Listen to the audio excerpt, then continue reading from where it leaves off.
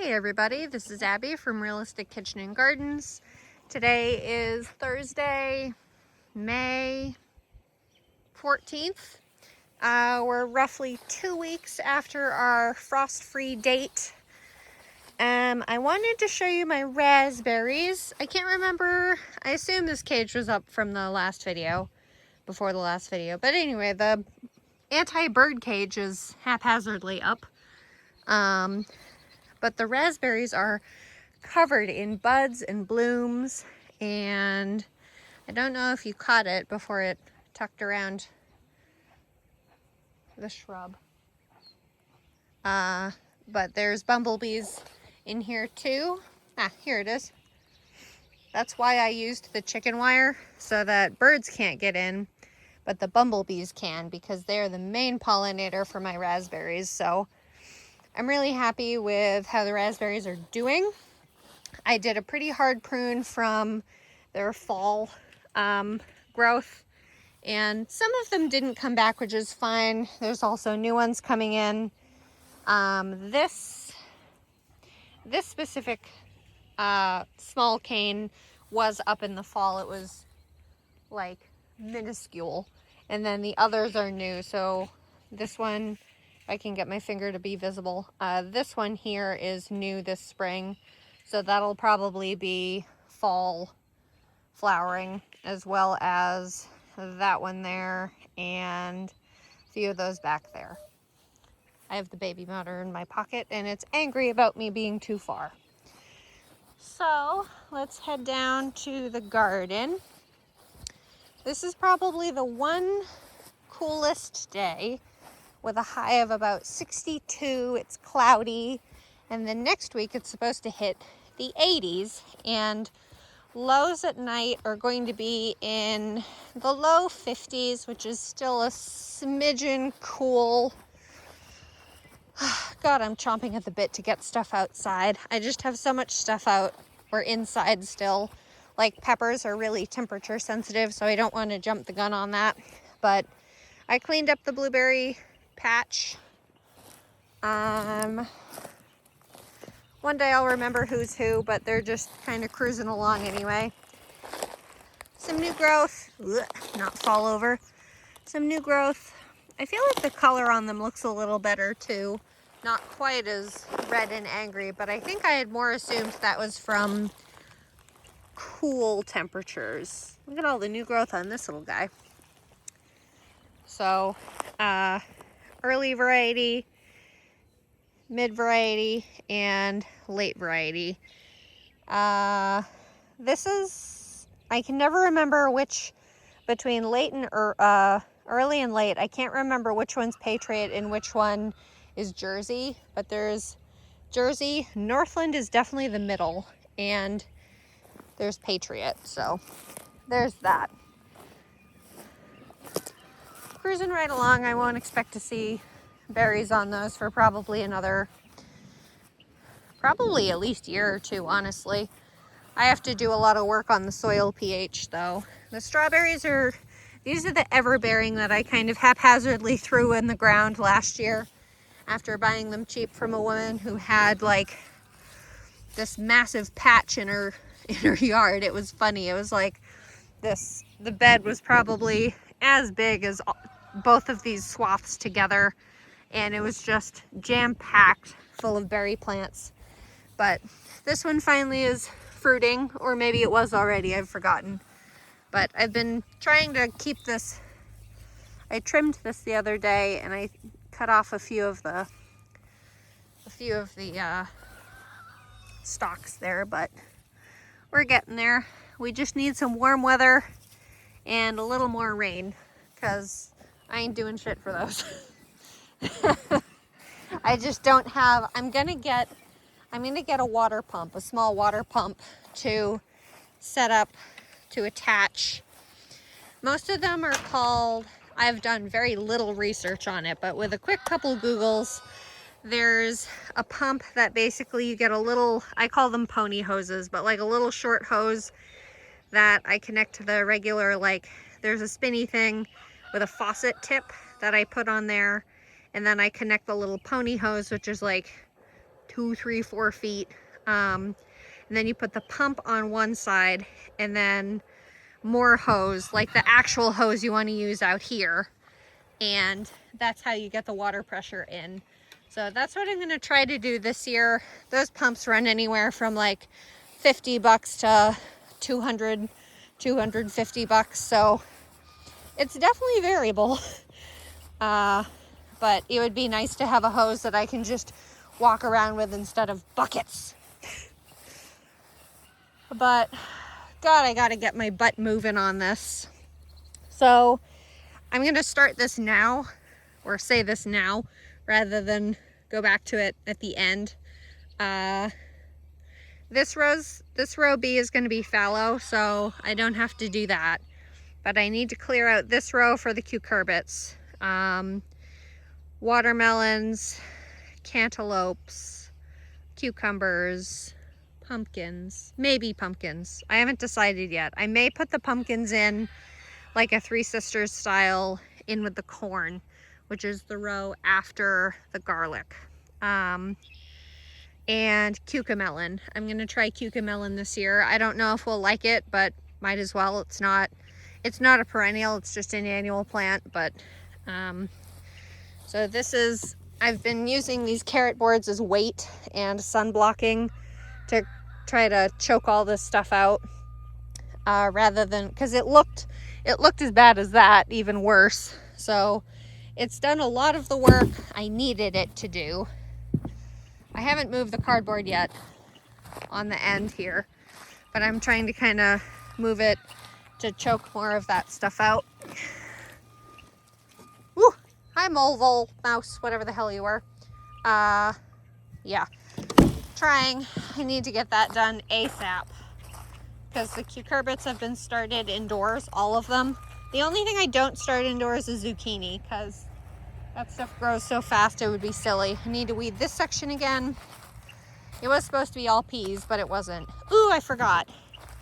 This is why I walk around instead of doing a verbal one, because I have the memory of an absolute tadpole. Frito World's tall snow pea. We're only about 60 some days from seed, and they're all flowering, or a good number of them are flowering. And the purple is gorgeous. I love it. So these do get 6 feet tall in their maturity. So the flowers you see are going to be the very lowest pods on the plant, which can be reached from standing basically. So that's why I love growing tall varieties of peas. What was the variety I did last year? Champion of England, which is technically a shelling pea, but you can treat them like a snow pea if you harvest the pods really flat. I love that variety. It got probably, I don't know, yay tall up there. So I was still able to reach all the pods, but it was nice because it wasn't any bending.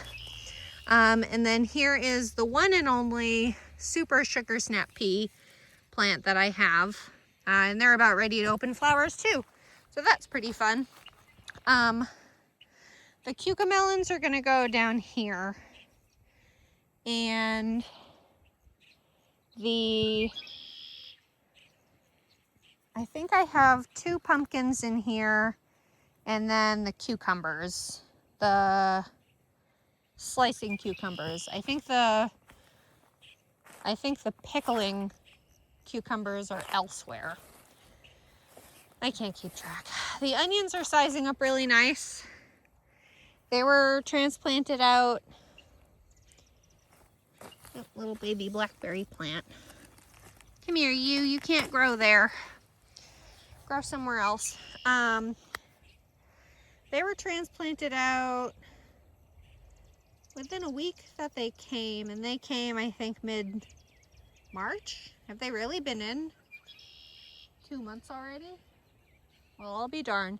They'll be harvested probably very late June, very early July, because they're all about 100 days some. So there's 2 bunches of sterling white onion, which it's not a great storage variety, but I've been really enjoying white onion. And then we have red wing, red onion, which are sizing up really nice. I have to be careful of paying attention to the bulbs because the bulbs will obviously not fit through these holes. I think what I'll do is probably pull this weed fabric off and do thick mulch like that. Because the garlic, I need to wait for the greens to die off anyway. So that isn't a big deal, but with the onions, the greens will still be intact and obviously they're still edible, so I don't want to destroy them. You can make them into onion powder, use them like scallions, all that. So I think I'll pull the plastic, this black plastic off sooner rather than later, because last year I waited till they were probably the size of that garlic, and it was a pain because you had to make sure you didn't rip the greens off the bulb, because the bulb was only, I don't know, yay big. It wasn't even a full bulb yet. And then the rest of this, probably 20 feet, is, actually it's probably more like 25 feet because that orange stake is 30 feet. So this remaining sparse 25 feet is Patterson yellow storage onion, which will be my main source of onions in the winter, hopefully. I mean, I started my onion stash last year in August and I finished them pretty quickly because I didn't harvest them soon enough and I had this weird like rot thing happening. I'll grow a brain today and be on the side that has the tags. This is Achillium red soft neck garlic. Some of these are nice size. Benefits of soft neck garlic: longer storage life, and they get hotter the longer they store, like spicier the longer they store. They do not have a garlic scape, which is the flowering thing that hardneck produce. So there's no byproduct to it. I mean, if you sell the scapes and use them, fine. Go ahead and do hardneck. And when the greens dry, you can actually braid them. Cons is the cloves are usually a lot smaller than hardnecks. I've specifically been keeping hardneck varieties that only have four to six cloves, so the cloves are huge. But hardnecks don't store as long. They usually grow a little easier in my climate. And that's about all I can think of. More varieties, I guess. And then here is silver white, also a nice size. Probably more of a porcelain type variety, also soft neck. And then lures. Boy, oh boy, is this garlic big. Almost all of these are bigger than my finger, even the smallest ones. Even this small one is just about the size of my finger. This is probably one of the biggest. I'm pumped for this soft neck garlic this year. Nootka Rose soft neck, which is the variety that I had issues with them like splitting into 6 or so little dinky things. I've thinned them all enough so that there's one. Oh, a firefly. Do you know this is what fireflies look like? Let's see. And here's the beginning of the hardneck. Ivan, which I just opened or started using one of the bunches from harvesting last July. I did use the biggest bulbs as seed, so this is my own kept stock. And it's stored really nicely. It's a white, it doesn't have any purple. Oop, I missed a double, look at that. See the double? But like, all of these are nice and big, which is why you specifically keep the largest cloves. So there's Ivan, there's Adonai. Ivan is probably the second tallest greens I noticed this year. Adonai is probably the shortest, but still nice and thick, stocky, as well as, who is that? Oh, Metechi. Metechi was awful storage. I'm gonna have to use that first next year. I just opened a couple bulbs of that, bulbs of that, and it did not store well. But Adonai is my tried and true that I've grown for years. It was basically these big cloves of garlic I got from a woman at a farmer's market. Don't know what variety it was, but the farm was named Adonai Acres. So I just call it Adonai. So these are all looking really good too.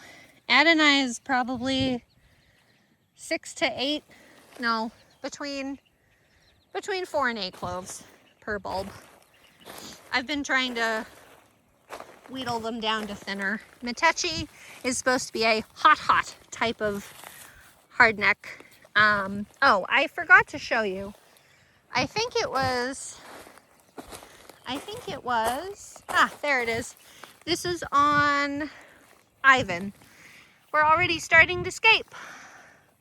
So this will get longer, curl once, and then I'll break them off and use them basically like a strong garlic flavored scallion.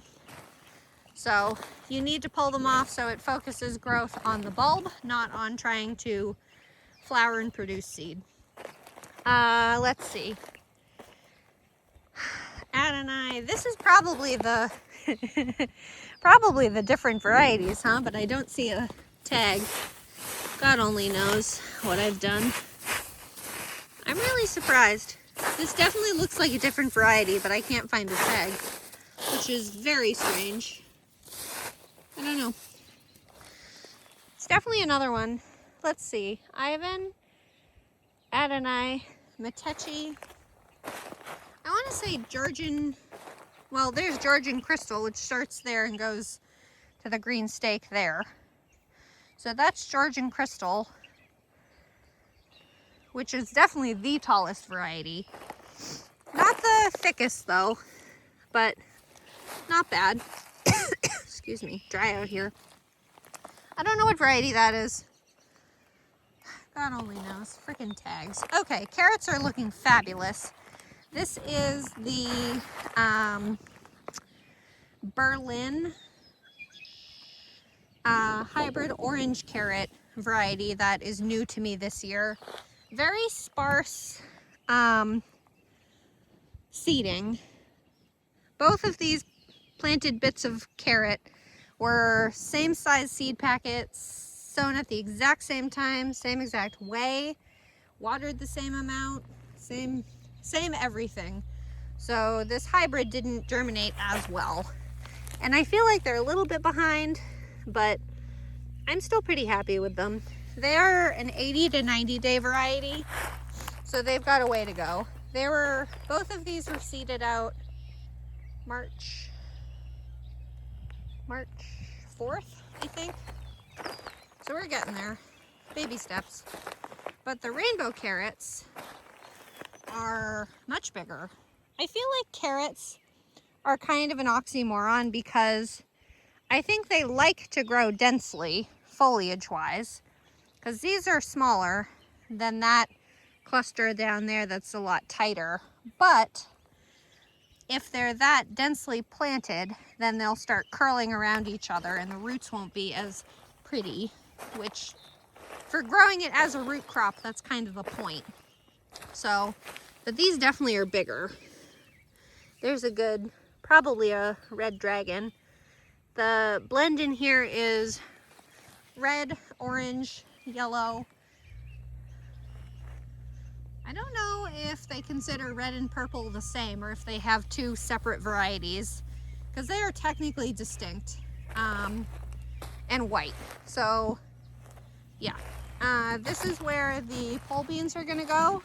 This is definitely a patch I need to get to work on ASAP. Luckily it's only a half row, but I basically need to pull all these big fat tufts of grass out, and my husband needs to build the trellis. We're gonna do an A-frame this year with twine. So the A-frame will be 1, 2, 3 sections of 8. stuck together so that there's less wood used. So it won't be quite the 30 feet that I expected it to be. I expected there to be 1 8-foot, 2 8-foot, 3 8-foot, but anyway, emerite pole beam, and so it'll be one tall piece and then a supporting piece, horizontal, horizontal, and there'll be twine that loops like that around both horizontals. This is the row that's supposed to be half brassicas, half corn, sweet corn. It's mid-May, and I do not have the other brassicas in the ground, so I'm trying to decide if I want to waste the space on it or just plant a metric ton more corn, which is probably what I'll do. But I'll probably do, hey, a potato. What are you doing here? Why do you do this to me? Pain in my butt. This is also the row that has that shallot onion thing in it. So funny. What was I on about? Oh, this row I'll probably get done after pole beans. Pole beans first, and then I'll do this, because corn is shorter than the pole beans, I think, all things considered. So we'll get there. But I'm just waiting for a good rain, because after rain the ground is a lot more workable and soft. Like, this top layer is crumbly, but like my soil is a lot of clay, so I did mix sand in. Oh look, another potato. I did mix in sand last year, and that helped improve at least how compacted it was. But now we need to work on organic matter, which we'll get there at some point. What the hell are you? You look like a thing. You look like a real thing, but I can't put my finger on what you look like. Maybe you're just one of those horse noodle things. This is the entire row that will be for tomatoes. I got this done. So as soon as the weather can get its act together and stay one temperature range, I'll get my tomatoes planted in. I'm also going to be doing cattle panel, like an alleyway. So the cattle panel will be, so you see that panel down there laying like that, the 16-foot. That's how they'll be mounted, but one edge here and one edge here all the way down. So I'm excited for that. The potatoes are looking really good. Baltic Rose Red, Yukon Gem Gold, and Pomerelle Russet. These were all put out. They were pre-sprouted, also called chitted, and put in the ground probably almost a month ago now, early mid-April. Here's Pomerelle Russet. So all the varieties have at least 16 plants. I think Yukon Gem even has all 17, so that's good, helpful. But this is a 4-foot wide sheet that I'm hoping to use to keep the soil cooler, keep moisture retention, and suppress weeds. We'll see how it does. It's a new thing for me. And then this row will be pumpkin on a stick eggplant, okra, bell peppers, and celery down the end. And then the very end of the row has my one rhubarb plant and my one strawberry plant, my one Flavor Fest June bearing strawberry plant. So this will end up probably not fruiting, although you look like you did get pollinated. I don't know how you got pollinated, but okay. But I'm just hoping this thing goes crazy producing pups, so that next year in the fall, what I'll do is whatever pups this produces, I'm going to put in, I think where the brassicas are supposed to be, that half row of brassicas I'm going to keep open for the strawberry pups, so that I'll basically have just an entire half row of first year strawberry plants that overwinter and then produce next year. So we'll see how that works, because this is the only plant out of 30 that I bought in August, overwintered and all that, and this is the only plant that actually made it. Actually, you know what? I'm gonna pull this fruit off, because I don't want fruit from you, I want babies. And then my entire flower row. I have a suspicion this soil is a little raunchy. I don't know if it's too dry or what. I mean, I had a great crop of carrots from here 2 falls ago. Oh, and my nigella. My nigella is flowering. No, it's not. It's sprouting. God, Abby, your words. So all the little baby nigella. This is a new plant for me, so we'll see how we do. I know I'm very late on it, but I've got 2 little seed swaths of it. So we'll see how they do. Is it Mr. or Mrs. Jekyll? Deft blue nigella. So just a more classic sky blue color. But this is where the strawberries were put in. So I don't know what the hell happened. But and then this is the half section. Woo, I almost fall in a hole. Here's the half section where I did that green manure mix.